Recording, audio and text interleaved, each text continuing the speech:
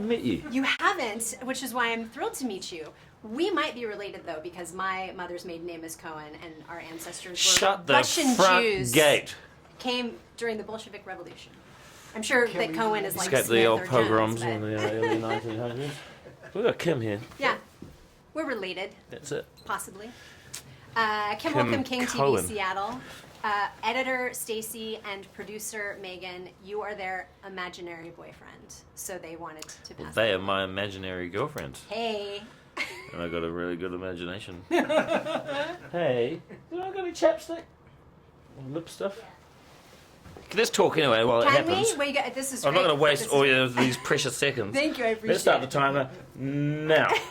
There is some insanely good poetic justice that a man of Maori and Russian Jewish descent is playing Hitler. Yeah, isn't it nice? Isn't it satisfying? It is very Feels satisfying. like, so yeah. When I was going to play him and I put on the costume for the first time and I was really nervous. It's a good idea, I don't feel comfortable with this. And I put it on, I looked in the mirror and I saw just how ridiculous it looked. And it was really empowering, actually. Yeah. It made me feel like, I can actually own this person's body and make them do what I want.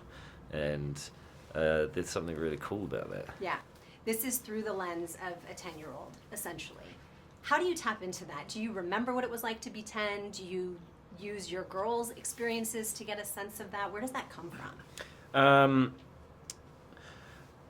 Well, I feel like, I mean, if you look at the Hitler character, he's basically a 10-year-old in a grown-up's body. Yeah. And in playing that character, you know, portraying Hitler, I decided I didn't want to do any research. And I didn't want to give him the satisfaction of me putting in the effort.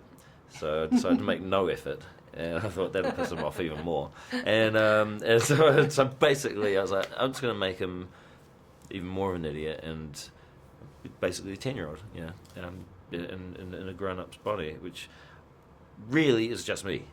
So I'm just playing myself. I just happen to have a silly moustache and a dumb haircut. So that's how I really tapped into that and made sure that also I wanted it to be fun for myself. And I didn't want to portray Hitler and have to go to work and go, well, now I'm going to just be depressed all day because I'm playing this crappy guy. Right. And so I've got to make it worthwhile, worth the effort to go to work every day, and I wanted to enjoy my work. At first blush, the premise seems bonkers, and yet when you watch it, an absurdist comedy might be one of the best ways to deal with the subject matter. Why is that? Why do our brains work that way? Well, comedy is a really special and powerful tool, which, and this is not new news. It's like, people have done this for many, many years. Also, by the way, it's 80 years this year since Charlie Chaplin released A Great Dictator. Right. So, we've known that comedy is a powerful tool for a long time. And what comedy does is it relaxes people and it opens them up, and then they let their guards down, and instead of being like this watching their art films, they open up and the receptors are more receptive, and then you can give them the deeper message, when they're open like that, and they kind of, they open up, and then you hand them the message that fascism is bad. Sad that some people need that, but yes, good Exactly. message in No, the it's end. really sad that we still need to talk about this. Right. This film shouldn't need to exist. Last quick question. What good historical figure would you like to have sitting on your shoulder and giving you advice? Good historical figure, probably artists. I'd like to have a little Picasso sitting right here, just telling me to, I'd just like to, You just like want a little, Picasso I'd like on a your really shoulder. cool artist, and it wouldn't really be his advice. It would be more just to meet people and have a cool conversation starter. It's like, this guy's Picasso, it's this big. I think people would be really interested in that. I'm sure you've heard that a million times, but please allow me to be the first to tell you how good this movie is. Kim Holcomb, King TV, Seattle. So you, over the course of your career, have heard countless pitches and ideas for movies. When you heard this one on face, your reaction was? I knew a couple of people who had read this script, and they were just effusive about it. And I was friendly with Taika because we kind of had some friends in common. We're part of the Marvel family, and so I the pitch seemed it seemed like a hard sell, you know, but I remember my agent said to me, he was like, yeah, you have to read, I can't do the log line. He was like, you just got to read it. And it's very hard for me also now because people will ask me what it's about. Not anymore now that the story has kind of gotten out there. Right. But I could never sell it. It sounded crazy. But the script itself was such a beautiful piece of work. It was perfectly written, and you could really feel the tone of Taika's kind of unique sense of writing and seeing the way he sees the world when you read that script, and you knew it was going to work right away. Yeah. Which seems hard when you hear the log line, but it all made sense when you read the script. Right, and when you watch the movie, ultimately. Yes, yeah. Whenever I try to describe the film, I'm like, Go down like a this is just rabbit hole. I was like, it's about the Hitler. just not even on the track. It's coming, October Newton. Check it out.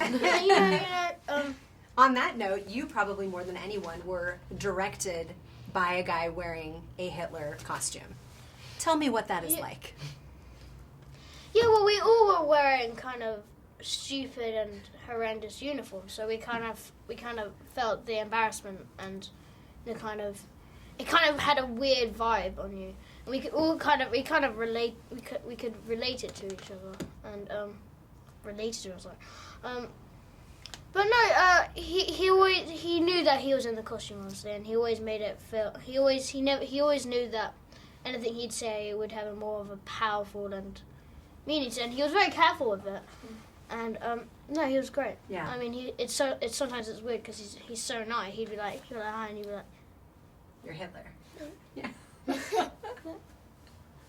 Although when the mustache would start to kind of droop towards the end of the and then day. the hair would be like, there'd be like hairs poking out.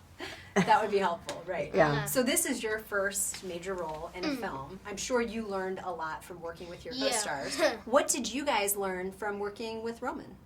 Patience, I think. I think Roman had a lot of patience and professionalism during the entire shoot, and just kind of. I was just so impressed because he had such an incredible emotional maturity for a 10-year-old boy. I don't know what I don't think I would have been able to handle the subject matter like this, told in such a different and scary, but also really effective way. So yeah. Yeah, also Roman always has such enthusiasm, which is important to remember to keep, when you're working long days, and he was always so fresh and excited to be there and such a breath of fresh air to have on set. It was always a constant reminder to kind of, I don't know, just be present in the moment and remember that we're all doing this job that is our passion that we love, and what an incredible opportunity it is to be able to do it like this at this level. So thanks for bringing the good vibes. I have to ask what it is like to be directed by someone wearing a Hitler costume. Well, I didn't actually experience that. He was never dressed as Hitler when I was working or being directed by him, although you had that on your first day. Yeah, my first day, came in and, yes, he was dressed as Hitler. And he's got a bit of a paunch as well, so he wears a kind of fat suit, and I think he was wearing the moustache when I came in. But yeah, it was an arresting image, and just kind of arriving in Prague and going into these warehouses full of Gestapo uniforms and Nazi uniforms, it was dystopian without a shadow of a doubt. And so getting on set and seeing the guy who is at the helm dressed in the garb that he was, but it's totally necessary, for the movie. And I think he was also conscious of that fact when he might even be kind of maybe the scheduling was somewhat behind, and so I think he knew that he had to kind of keep his cool, because it was extra frightening if he lost his cool. Right, yeah, Gestapo uniforms, the things that hilarious comedies are made of. That's right. Right. Thank you for that, yeah. When you first read the script, you said... I said absolutely. Now that's partly because as a tall Englishman with blondish hair, you're always going to get the call to play a Nazi at some point. Every actor goes through that in their life. It's either now or later. But secondly, just I've always been a fan of comedy movies that try to deal with big subjects and difficult subjects. I think it's one of the great strengths of humour that you can do that, whether it's famous films like Dr. Strangelove that talk about nuclear war but are also very funny, or this one which is, I think part of a long tradition of movies that satirised Hitler right back to Charlie Chaplin's The Great Dictator in the 40s when Hitler was still in power. People have been using humour since then, Mel Brooks in the 60s, to sort of undermine and to kind of cross-examine this thing, because there's something absurd in the end about this person and their beliefs, and that as soon as you start picking holes in the Nazi belief system, it falls apart. You know, and I think humor is a great way of exploring that. Where do you find that line? Because it does feel like a razor's edge, where your character is funny and making people laugh, that brings joy when you laugh, but you can't be sympathetic. Right. How do you walk that line? Well, I'd say it's something that in the present, when you're doing it, it's not something that you kind of have to think about. Obviously, in kind of preparation beforehand and afterwards, for me, my kind of research into Freddie Finkel was more about the relationship in which he has with Klenzendorf and how that dynamic sort of pans out in that day and age. So I didn't really do much research into kind of being a Nazi.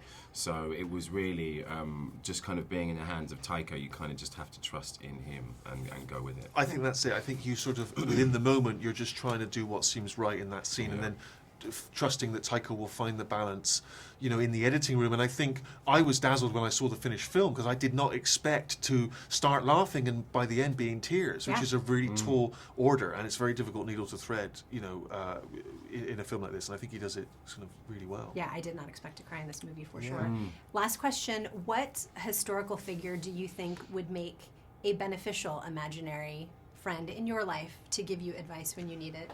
Well, my imaginary friend, I need someone who is practical, who can help me in any given situation. And the obvious answer there is Mr. T. Okay. Mr. T, he's a tough guy. Yep. He's great. He can inspire you. And if you leave him in a shed with just, some broken objects, a piece of piping, an old car battery, you can turn that into anything you want. A barbecue, if you need one. So as one does often. As one does. So I pity the fool who doesn't want Mr. T as an imaginary friend.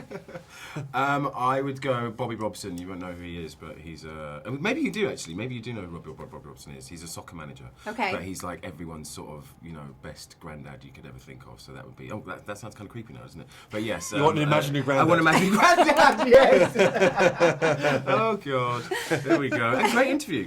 Yeah. Thank you so much, you guys. Such a pleasure to meet you. Congratulations. The movie's just stunning. Thank you so much.